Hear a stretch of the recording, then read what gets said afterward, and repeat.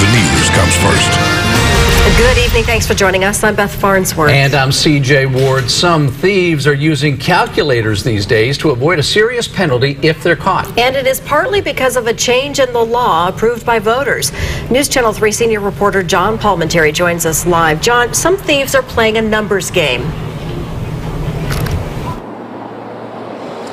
And they are, especially because they know under the new Proposition 47 law, if they're caught with stealing something under $950, it's only a misdemeanor if they're convicted. Over $950 and it's a felony. Those numbers have changed in recent years, and they're making sure they're under that $950 mark. It's easy pickings, and they're trying to get away quickly. And we have seen where we are on the Mesa here, some of these burglaries of cars come away with some of those items of that value or less. So overall, there's a spike in these crimes in the state of California and throughout our area, and residents and business owners are finding ways to fight back.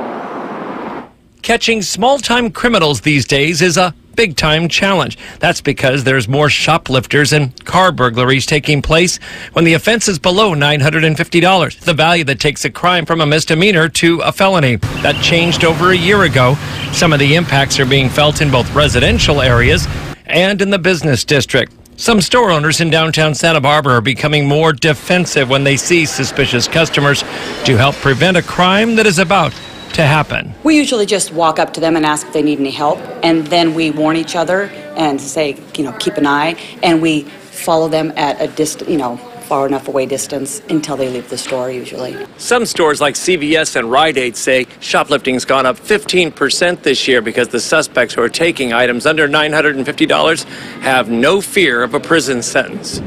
Recently, surveillance cameras caught this suspect taking over $1,000 in items and getting away. That would have been a felony, and police have released the video hoping someone recognizes the suspect. Owners say the presence of police and community service officers helps, and they are calling when they have customers who are a concern. And then they tell us, call anytime, and they are here in, heartbeat to help out. Recently, about 20 cars on the Santa Barbara Mesa were targeted by at least one suspect, and valuables were taken. Police say in many cases they were unlocked and the items were small enough to stay as a misdemeanor if anyone had been caught. Oftentimes it's a repeat offender. For business owners, they've adjusted plans with either surveillance cameras or more employees on the floor interacting with customers, or something unique for their particular business size, especially if they have hidden spots or dressing rooms. When we were down in the funk zone in the past, the store was different and smaller, but this one being so large.